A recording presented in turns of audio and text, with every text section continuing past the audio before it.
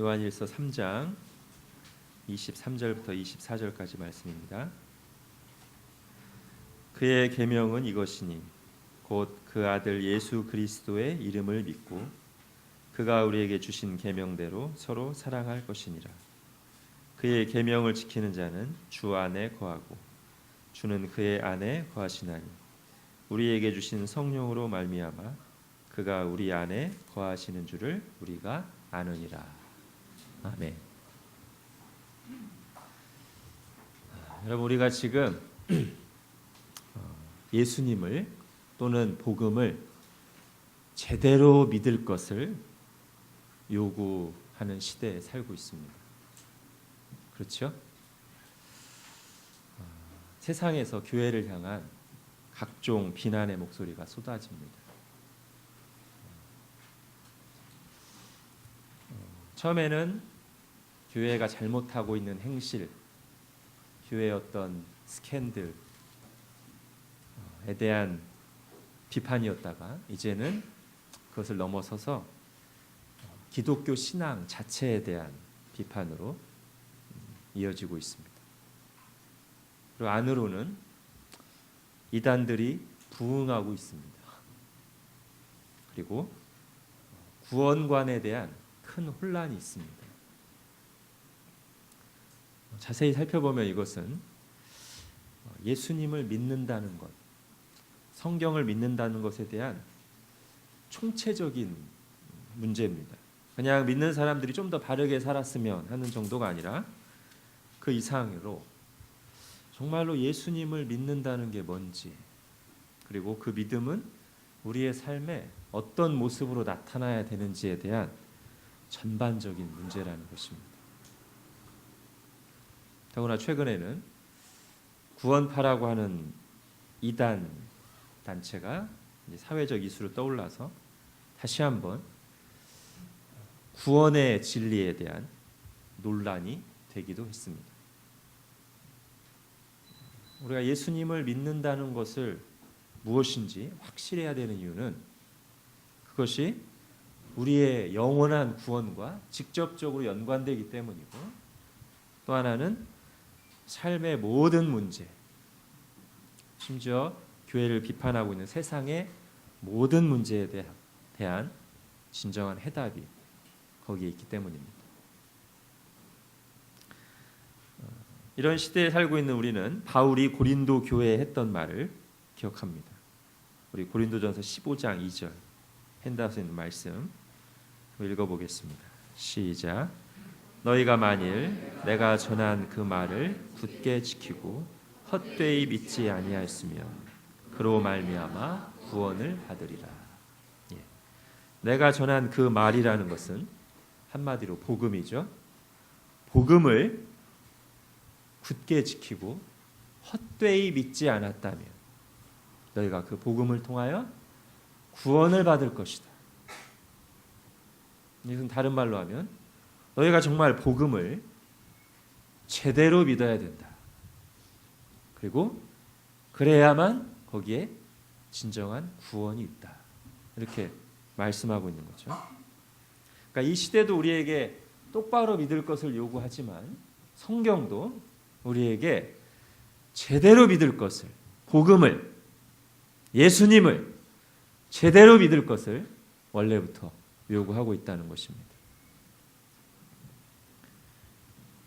우리가 한 달 전쯤에 성경 말씀이 은혜의 수단으로 역사하는 것이 무엇인지에 대해서 말씀을 나눴습니다. 그리고 그것을 우리 교회의 주요 기도 제목으로 삼아서 기도하고 있습니다. 그렇죠? 기도하고 계시죠? 이 말씀이 은혜의 수단으로 나와 우리 자녀들 속에 역사하도록 계속 기도해야 됩니다. 여러분, 말씀이 은혜의 수단으로 역사한다는 것은 무엇이라고 했습니까? 이 성경 말씀의 본래 의도대로 우리 안에 구원을 주는 것이죠. 구원의 믿음을 주는 것입니다. 그건 다른 말로 하면 우리에게 생명, 영생을 주는 것이고, 또한 그 생명이 가져오는 진정한 변화를 주는 것입니다. 그럴 때라야 우리는 성경 말씀이 은혜의 수단으로 제대로 이 사람에게, 나에게 역사했고 열매를 맺고 있구나라고 말할 수 있는 것이죠. 제가 물로 비유했죠. 물이 제대로 우리에게 유익을 주는 것은 정말 갈증을 느끼는 사람, 이 물을 통해 생명을 얻어야 하는 사람이 이 물을 먹는 것인데, 물은 물대포나 독극물을 타는 데도 쓰일 수 있다고 했습니다. 그 물이 본래 의도대로가 아니라 아예 잘못 이용된 거죠. 성경으로 따지자면 말씀이 이단을 양성해내거나 이 말씀을 가지고 교만해져서 다른 사람을 판단하는 바리새인과 같은 모양을 나타낼 때 이 말씀이 마치 물이 물대포나 독극물로 사용된 것처럼 잘못 악용된 것입니다. 그런가 하면 물이 유익을 주지만 본래 의도대로 사용하지 않은 거, 예를 들면 손 씻기죠. 분명히 우리에게 유익을 줬습니다. 물이. 그러나 이것은 물이 본래 우리에게 주려고 한 유익, 이 물을 먹어서 우리의 갈증이 해소되고 우리에게 생명을 주는 유익은 안 준 것이죠.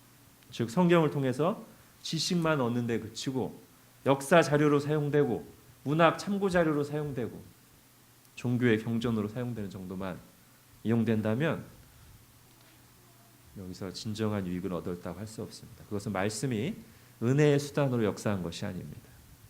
오직 이 말씀을 통해서 우리가 예수 그리스도를 인격적으로 만나고 그래서 죽어있던 우리가 영원한 생명을 얻고 그 생명이 가져오는 변화의 열매를 우리가 거둘 때, 이 말씀이 은혜의 수단으로 역사했구나 라고 말하는 것이죠. 우리가 그것을 위해서 기도해야 됩니다.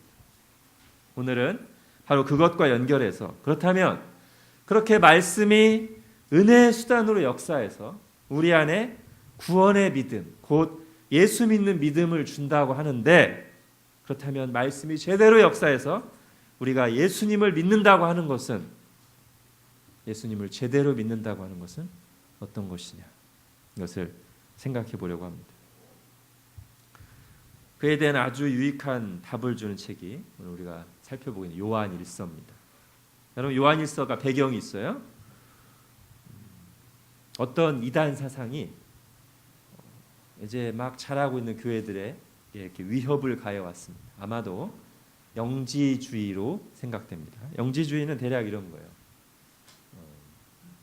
헬라 철학의 영향을 받아서 우리의 영혼과 몸을 이렇게 분리시켜 생각하는 거죠. 몸은 더럽고 육체나 물질은 다 쓸모없고 가짜고 영혼만 진짜라는 거예요. 그래서 예수님이, 하나님이 이 쓸모없고 더러운 육체로 오셨다는 걸 부인하는 겁니다. 예수님 십자가 지고 죽으셨다는 것도 부인하는 거예요.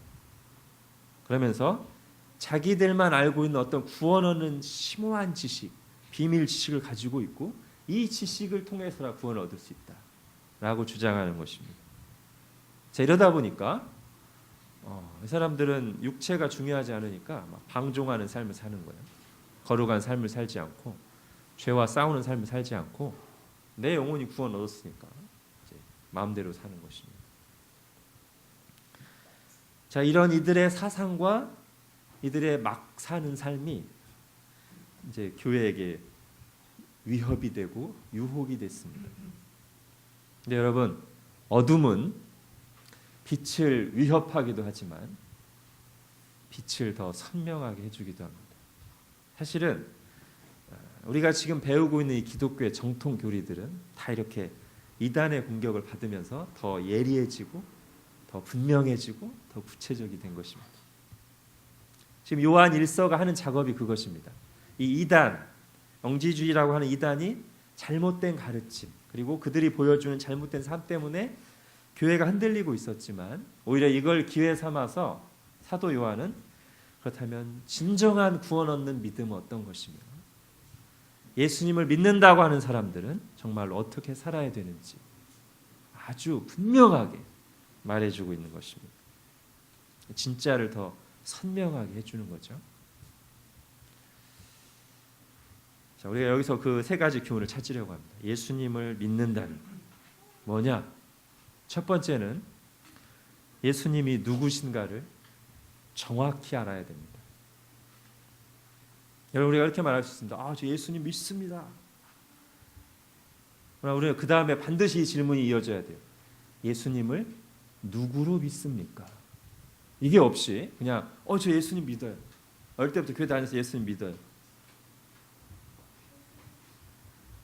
세상도 예수님을 믿습니다. 4대 성인 중 한 명으로. 이슬람교도 예수님을 믿습니다. 선지자 중에 한 명으로. 예수라는 사람들도 예수님을 믿습니다. Jesus Christ 슈퍼스타로 믿습니다. 아무튼 지금 세상에 예수님을 모르는 사람은 거의 없으며 교회에 대해서는 부정적일지 몰라도 예수님 자체에 대해서 부정적인 경우는 많지 않습니다. 여러분, 과연 그렇게 예수님을 알고 믿는 것으로 충분한가? 아닙니다. 그 정도의 지식과 호감이 구원을 주며 그 사람의 삶의 변화를 가져오는가? 절대 그렇지 않습니다. 여러분, 저는 오늘날 교회가 이렇게 어둡다 보니까 여러 가지 개혁 운동들이 일어나고 있습니다. 그리고 저도 그런 언론들을 종종 보면서 참고합니다. 그러나 거기에 위험 요소가 있는 것을 발견합니다. 교회 개혁 운동을 하는 세력이 섞여 있어요. 복음주의와 개혁주의와 자유주의가 섞여 있어요. 그래서 교회 안에 드러난 어떤 부패를 바로잡을 때는 의견이 일치해요. 맞아, 이거 잘못됐어요. 근데 잘 들어가 보면 열심히 하나님의 뜻과 사랑을 실천한다고 하며 교회 개혁을 위해서 열심히 뛰고 있는 사람들 중에 예수님을 하나님의 아들로, 하나님으로 믿지 않는 사람들이 꽤 있습니다. 잘 들어보면 그들은 예수님을 하나님의 뜻과 사랑을 실천적으로 보여주신 뛰어난 인간으로 봐요. 예수님이 베푸신 기적을 다 부인해. 그래서 이들에게는 예수님이 누구냐 하는 건 그다지 중요하지가 않아요. 중요한 것은 결국 예수님을 본받아 어떻게 예수님처럼 사느냐가 중요해요. 굉장히 혹하죠?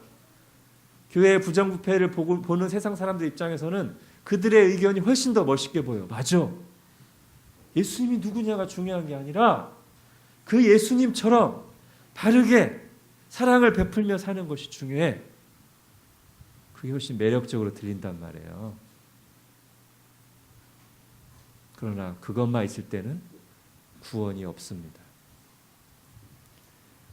예수님 자신이 제자들을 거의 3년 동안 가르치시고 나서 구원을 결정짓는 중요한 질문으로 제자들에게 이걸 물으셨습니다.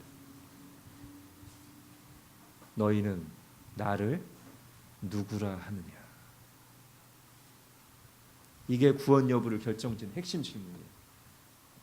너희는 나 예수를 누구라고 하느냐? 여기에 정확하게 대답하는 것이 구원의 첫 번째 단추입니다. 베드로가 은혜를 받았어요. 하나님의 은혜를 입어서 이 예수님의 본질적인 질문에 아무 망설임 없이 정답을 정확히 얘기했습니다. 자, 우리 핸드아웃에 있는 요한복음 16장 16절 한번 읽어보겠습니다. 시작. 시몬 베드로가 대답하여 이르되 주는 그리스도시요 살아계신 하나님의 아들이십니다. 네, 이렇게 예수님을 믿어야 돼. 여기에만 구원이 있습니다. 너희는 나를 누구라 하느냐라고 질문하신 예수님께서 베드로의 이 대답을 듣고 나서 아주 흡족해 하시며 대답하시죠. 자, 17절도 읽어보겠습니다. 시작. 예수께서 대답하여 이르시되 바요나 시몬아 네가 복이 있도다. 이를 내게 알게 하니는 혈육이 아니요 하늘에 계신 내 아버지시라.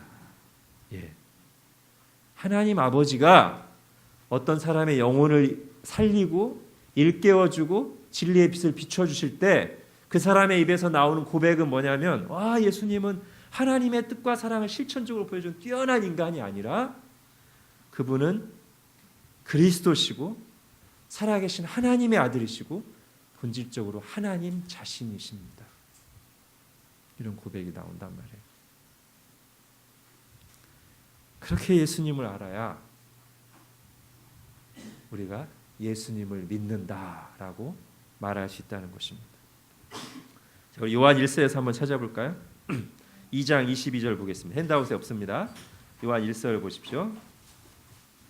2장 22절.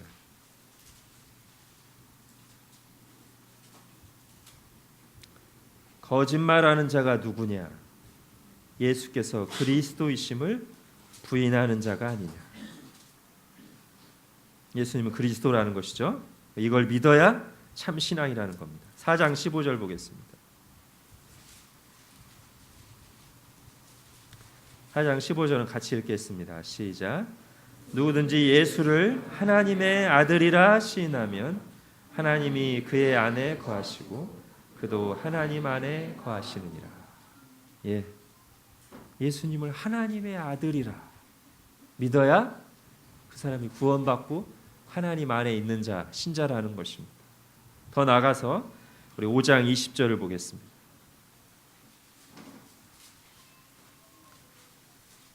또 아는 것은 하나님의 아들이 이르러 우리에게 지각을 주사 우리로 참된 자를 알게 하신 것과 또한 우리가 참된 자 곧 그의 아들 예수 그리스도 안에 있는 것이니 그는 참 하나님이시오 영생이시라.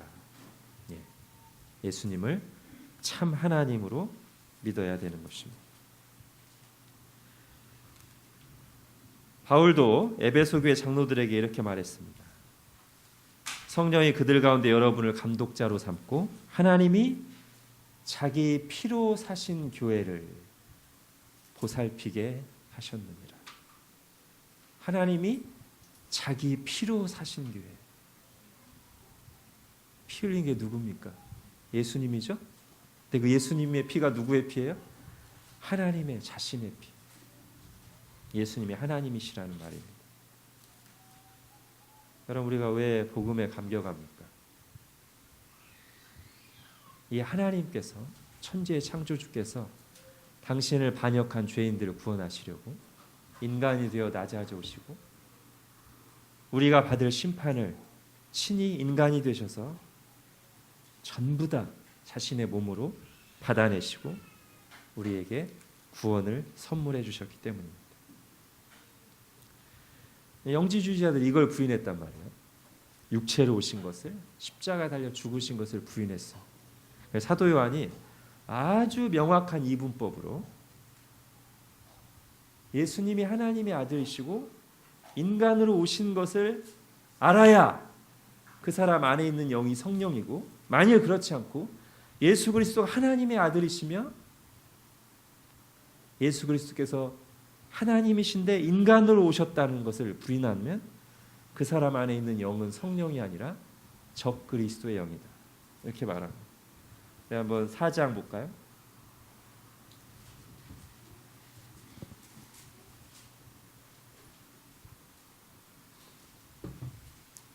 요한일서 4장 2절 3절입니다.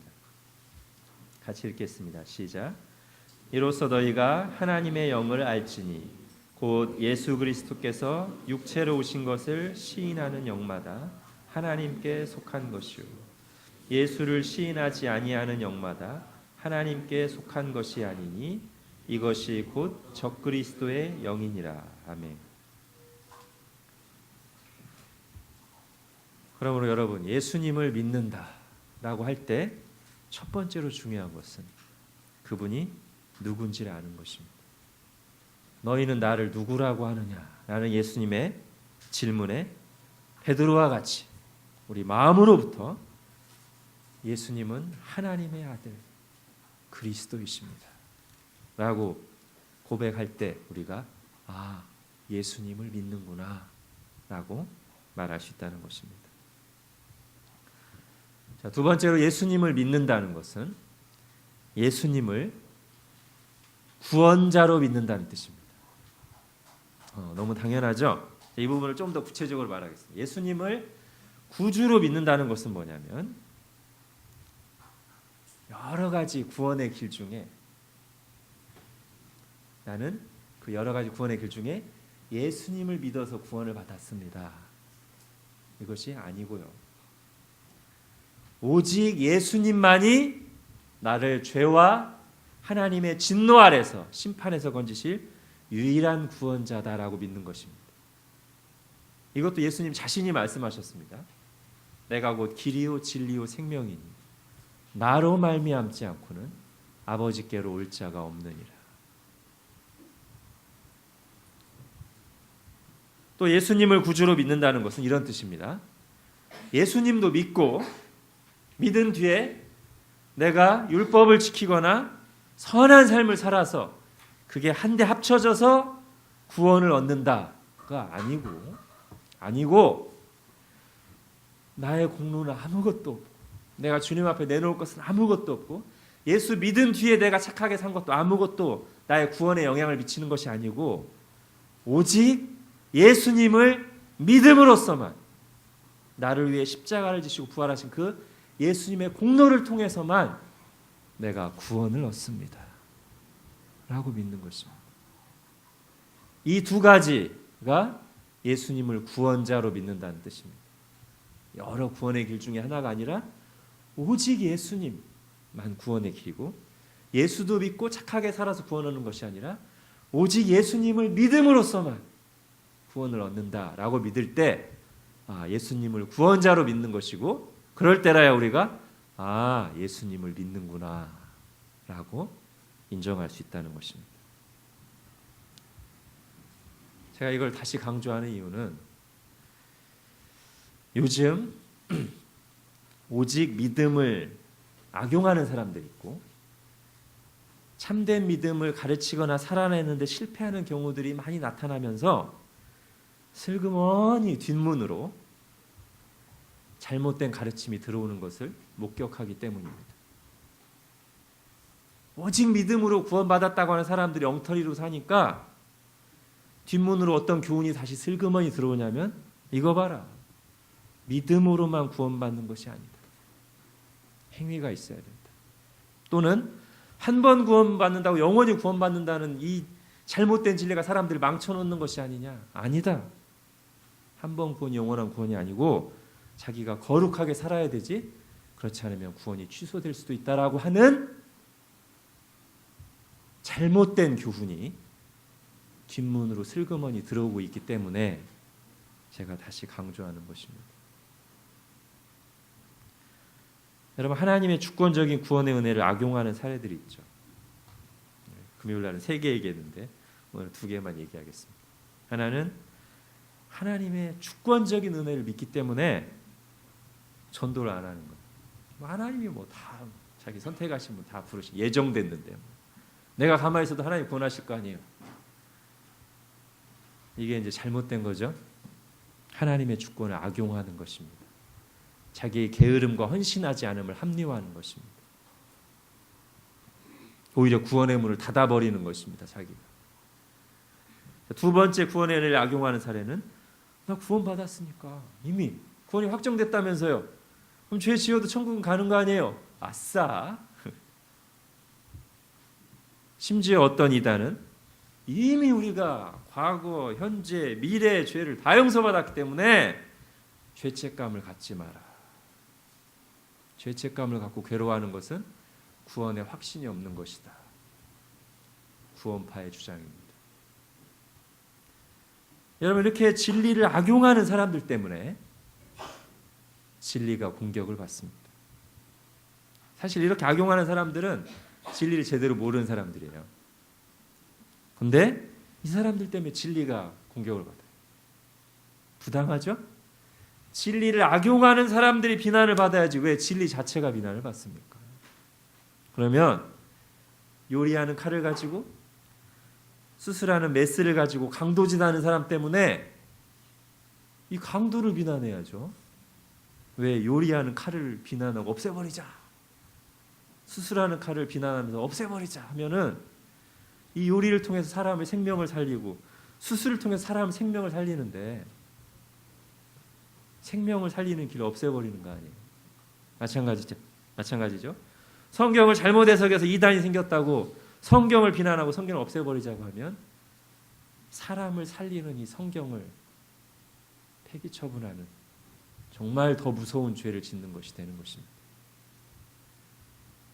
구원의 진리를 잘못 악용해서 잘못 이해한 사람들 때문에 문제가 생긴 것을 보고 구원의 진리 자체를 공격하면 그 사람 더 큰 죄를 지은 것이 될 수 있다는 거예요.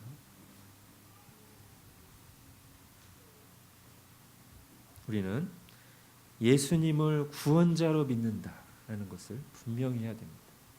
오직 예수만이 구원의 길이다. 예수님에다가 뭘 더해서 구원받는 것이 아니라 그야말로 예수님의 십자가 보혈의 공로 때문에 오직 그 은혜로만 구원을 받는다라고 믿는 것입니다.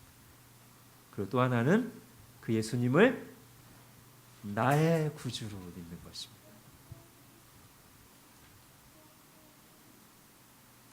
나의 죄를 사랑하셔서 나 때문에 십자가를 지시고 나를 의롭다 하시려고 부활하신 나의 구주 예수님으로 믿는 것입니다.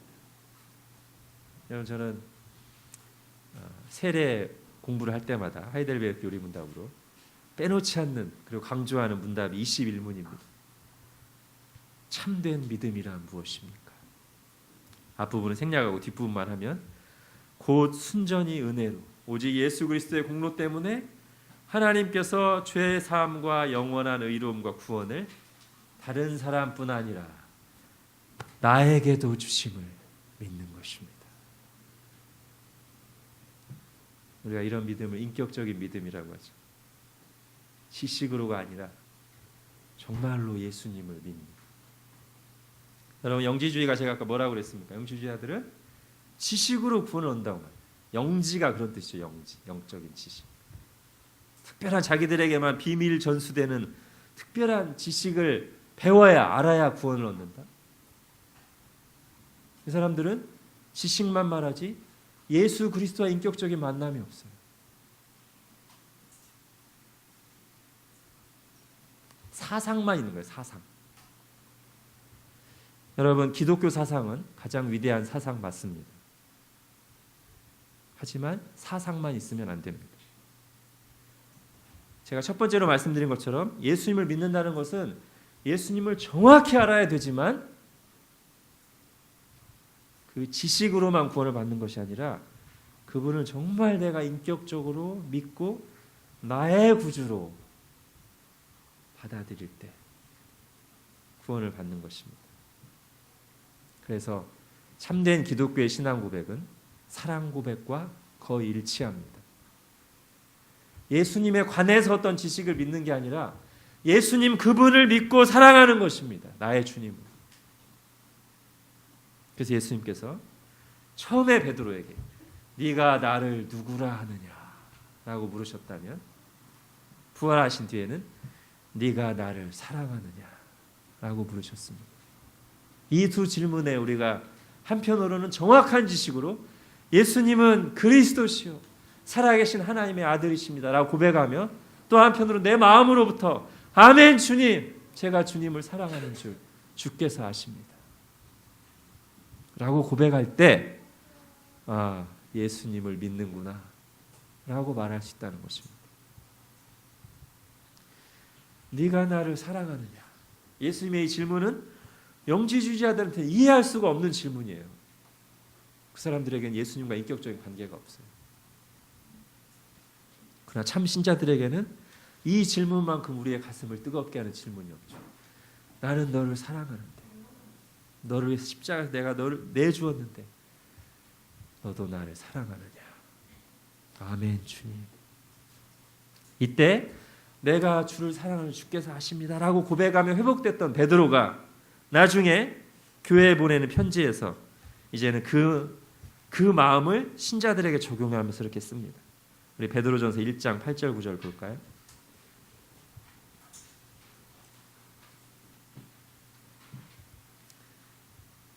같이 읽겠습니다. 시작. 예수를 너희가 보지 못하였으나 사랑하는도다. 이제도 보지 못하나 믿고 말할 수 없는 영광스러운 즐거움으로 기뻐하니 믿음의 결국 곧 영혼의 구원을 받으리라. 아멘. 이게 신자의 고백이란 말이에요. 물론 우리가 영적으로 침체됐거나 염려를 할 때는 항상 감정이 이런 것은 아닙니다.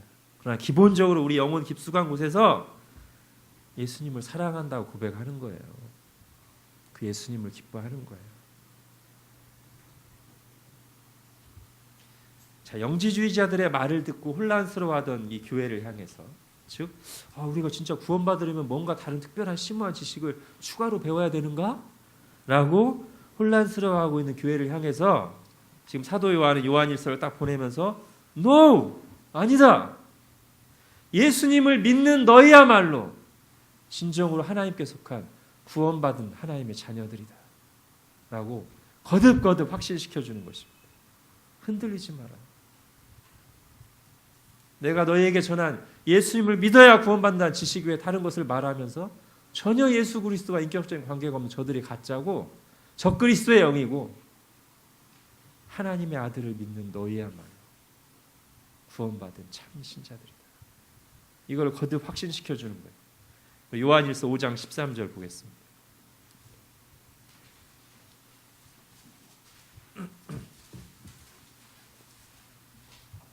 요한일서 5장 13절 시작. 내가 하나님의 아들의 이름을 믿는 너희에게 이것을 쓰는 것은 너희로 하여금 너희에게 영생이 있음을 알게 하려 함이라. 예, 하나님의 아들 예수 그리스도를 하나님의 아들로 믿고 있는 너희에게 영생이 있다. 무슨 다른 심오한 비밀리에 전수되는 지식이 추가될 게 아니라 예수를 하나님의 아들로 나의 구주로 믿는 너희에게 영생이 있다. 그것이 예수를 믿는 것이다. 이렇게 말해주는 것입니다. 자, 이제 마지막 세 번째입니다. 예수님을 믿는다는 것. 첫 번째는 예수님을 하나님의 아들 그리스도로 정확히 아는 것이고요. 두 번째는 그분을 유일한 그리고 나의 구주, 구원자로 아는 것이고, 세 번째 반드시 여기까지 나가야 됩니다. 예수님을 주님으로 믿는 것입니다. 주. 그러니까 구주하고 주하고 달라요. 구주는 Savior, 죄와 심판에서 건져내신 분. 구주. 주님은 Lord, King. 내가 전적으로 나의 삶을 맡기고 순종하고 충성해야 될 대상으로 믿는 것입니다. 그것이 예수님을 믿는 것입니다. 실제로 예수님은 온 세상 만물을 다스리시고 우리 각 사람의 인생을 주관하십니다. 우리 마태복음 28장 볼까요? 핸드아웃에. 우리 18절만 읽겠습니다. 시작. 예수께서 나와 말씀하여 이르시되 하늘과 땅의 모든 권세를 내게 주셨으니. 예, 이게 예수님이 자신이 주님이시라는 뜻입니다. 내가 온 세상의 주다. 그리고 너희는 바로 이런 나를 믿어야 되고 이런 나를 의지해야 되고 이런 나의 명령에 순종해야 된다. 여러분, 예수님을 이렇게 믿어야, 주님으로 믿어야, 나를 구원하신 그분이 구원하고 끝나신 게 아니라 지금 이 세상 만물을 당신의 손 아래 들어 다스리시고 나의 인생의 생사하고 주관하고 계시는구나 라고 믿어야 세상에 무릎 꿇지 않고 믿음으로 살게 되죠. 그렇지 않으면 구원받은 건 감사한데요, 세상에서는 어쩔 수가 없어요. 이렇게 살 수밖에 없다고요. 예수님을 주님으로 안 믿으면. 여러분, 영지주의자들이 영적인 지식만 강조하고 물질 세계를 부정하고 예수님과 인격적인 교제가 없다 보니까 세상에서 전혀 구별될 삶을 살지 않고 막 살았던 것 같아요. 요한일서를 보니까 그런 짐작이 됩니다. 그 사람들은 죄를 계속 지었습니다. 그래서 이런 영지주의자들을 경계하면서 사도 요한이 요한일서에서 반복적으로 말하는 것이 그것입니다. 예수님을 믿는 사람들이 가져야 할 두 가지 자세. 첫 번째는 하나님을 대적하는 세상과는 싸우고, 두 번째는 하나님의 백성으로서 서로 뜨겁게 사랑하라. 여러분, 이 말이 의미하는 바가 교회 안 다니는 사람들과는 싸우고 교회 다니는 사람들끼리만 사랑하자는 말입니까? 전혀 아닙니다. 그렇게 오해하시면 안 돼요. 요한일서에서는 우리가 거부하고 싸워야 할 세상이 무엇인지 분명하게 말해줍니다. 요한일서 2장 보겠습니다.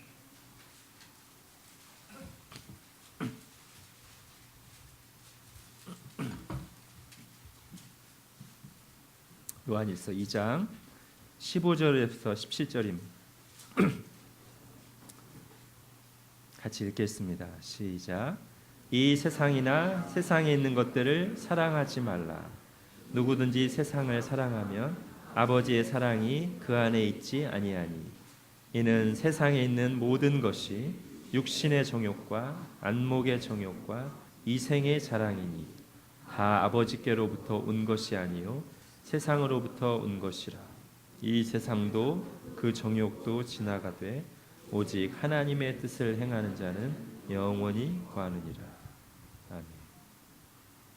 성경에서 세상을 사랑하지 마라, 미워하라, 싸워라 할 때는 어떤 국가를 말하는 것도 아니고 교회 안 다니는 사람들을 말하는 것도 아닙니다. 그 세상은 우리 안에도 있고 하나님을 떠난 사람들이 만들어 놓은 문화 속에 가득한 뒤틀린 욕망, 하나님을 거부하고 자기를 높이는 교만, 이기적이고 자기중심적인 탐심, 그런 것들이 어우러진 문화, 정신, 사상, 세력, 이런 것을 가리켜 세상이라고 하는 것입니다. 오늘 본문에서는 구체적으로 세 가지로 말하죠. 육신의 정욕, 안목의 정욕, 이생의 자랑. 육신의 정욕은 뭐예요?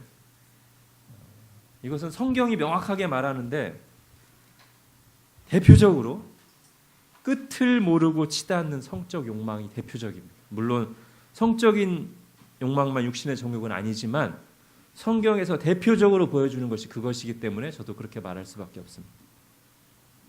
끝을 모르고 치닫는, 하나님이 정한 기준과 선을 넘어서서 오직 쾌락을 추구하기 위해서 불타오르는 왜곡된 성적 욕망, 이것이 대표적인 육신의 정욕입니다. 결혼관계를 벗어난 성, 수백만의 포르노 사이트, 불륜, 그 불륜을 미화하는 여러 가지 세력들, 하나님이 정하신 질서를 떠난 동성애 등등. 로마서 1장에서 말하는 것도 그거죠. 로마서 1장에서 죄의 목록을 쭉 얘기합니다. 맨 앞에 오는 것은 가장 근본적인 죄. 하나님을 알되 하나님으로 영광스럽게도 하지 아니하고 감사하지도 않고 우상 숭배하는 것이 제일 먼저 오고요. 그런 하나님을 거부하는 인생들 하나님이 자기의 더러운 욕망대로 내어버려 두사라고 다음에 나오는, 한참 동안 나오는 것이 성적 타락입니다.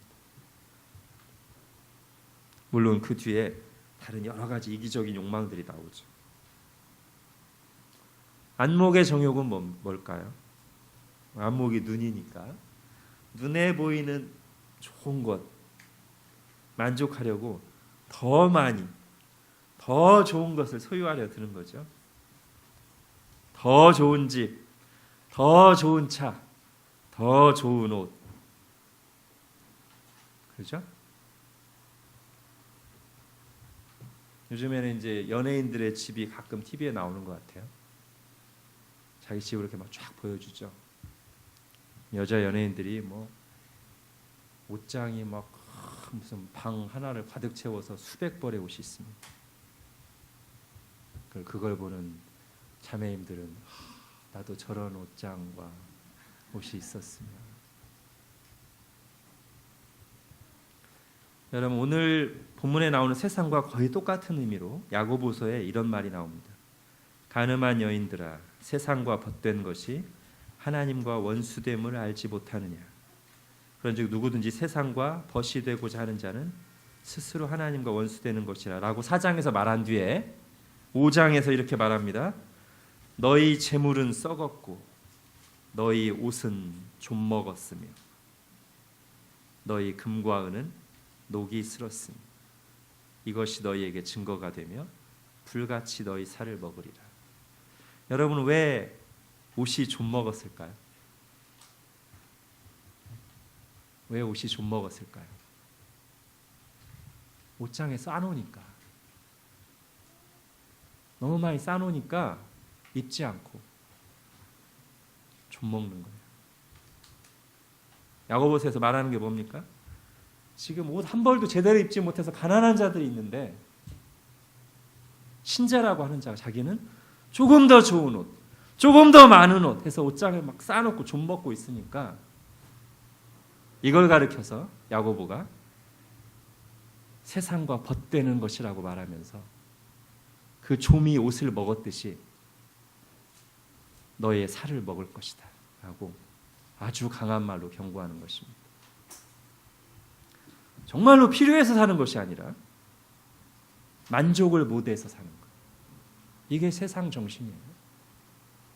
다른 것이 아닙니다. 이게 안목의 정욕입니다. 옷 한 벌 사는데도 벌벌 떠는 사람들이 있는데 수백 벌을 쌓아놓고도 만족 못하는 것이 세상 정신이고 그걸 부러워하는 것이 또한 세상 정신입니다. 이생의 자랑은 뭡니까? 자기를 높이는 거죠. 세상에서 높아지려고. 세상이 말하는 기준에서 점점 더 높이 올라가려고. 그것을 자기 인생의 목표로 두고 그것에 대해서 자랑하는 거죠. 좋은 대학, 좋은 직장, 높은 연봉, 부와 권력을 끊임없이 추구하고 자랑하는 것입니다.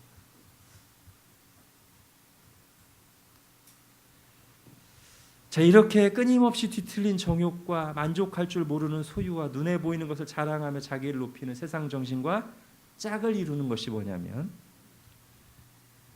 그러한 것들이 손에 잡히지 않을 때 두려워하고 염려하는 것입니다. 이 동전의 양면과도 같아요. 한편으로는 이것을 막 엄청나게 추구하고 만족을 못하고 자랑하고 또 한편으로는 그것에 대한 그 먹고 사는 거 입는 것에 대한 염려, 두려움.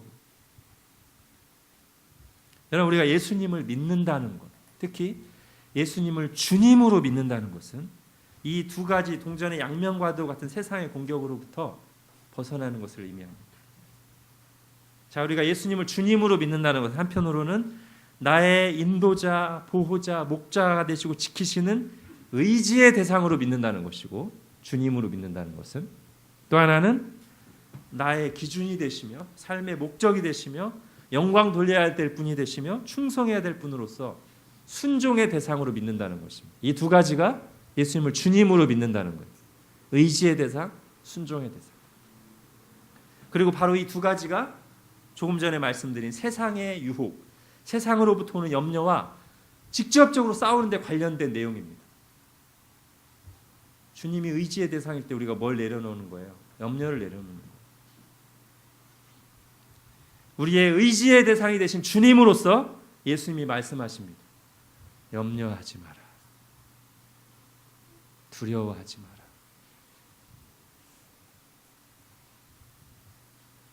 그리고 우리의 순종의 대상이 되시는 주님으로서 주님께서 말씀하십니다. 세상을 사랑하지 마라. 우리의 의지의 대상이 되시는 주님께서 말씀하십니다. 너의 삶을 나에게 맡겨라. 우리의 순종이 대상 되신 주님께서 말씀하십니다. 너희는 하나님 나라를 추구해라. 이 두 가지를 한꺼번에 말해주는 잘 알려진 주님의 말씀이 있습니다. 마태복음 6장 33절입니다. 우리가 예수님을 주님으로 곧 나의 의지의 대상이시며 순종과 충성의 대상이 되신 주님으로 고백할 때 주님께서는 이런 위대한 명령과 약속을 우리에게 주십니다. 마태복음 6장 33절 같이 읽겠습니다. 시작. 그런즉 너희는 먼저 그 나라와 그의 의를 구하라. 그리하면 이 모든 것을 너희에게 더하시리라. 아멘. 이 모든 것을 너희에게 더하시리라. 그러므로 염려를 내려놓아라. 너희는 세상을 추구하지 말고 하나님 나라와 의를 구하라. 이것이 나 예수를 주님으로 믿는 너희가 가져야 할 기본적인 삶의 방향이니라 말씀하시는 겁니다. 자, 여러분 오늘 예수님을 믿는다는 것, 이 세상에서 점점 더 혼탁해지고 공격을 받고 있는 예수님을 믿는다는 것이 뭔지 세 가지로 살펴봤습니다. 예수님이 누구신지 정확히 하는 것, 하나님의 아들, 곧 하나님, 성육신하신 하나님. 그리스도로 믿는 것이고, 두 번째는 유일한 구원의 길, 죄와 진노와 심판에서 나를 건지실 유일한 구원자, 나의 구주로 믿는 것이고, 세 번째는 나로 하여금 세상과 구별되어 살도록 해주시는 의지의 대상이시며 순종의 대상이신 주님으로서 믿는 것입니다. 우리가 이 세 가지 내용을 계속해서 깊이 묵상하고 마음에 간직해서 정말로 이 어두운 시대에 예수 믿는 자로서 살아갈 수 있기를 바랍니다. 기도하겠습니다. 하나님, 우리에게 예수 그리스도를 내어주셔서 감사합니다. 하나님의 독생자이시고 그리스도이시며 구원자이시고 주님이신 예수님을 바로 나의 구주, 나의 주님으로 믿도록 은혜 주신 것을 감사합니다. 하나님, 이 세상이 이 구원의 진리를, 이 자유의 진리를 공격하는 것에 저희가 휩쓸리고 위축되지 않게 하여 주시고, 주님의 말씀과 함께 이 진리를 더욱 굳게 붙잡고 이 진리를 믿고 따를 때 주시는 하나님의 약속들도 풍성히 누리며 사는 저희들이 되게 하여 주옵소서. 예수님의 이름으로 기도합니다. 아멘.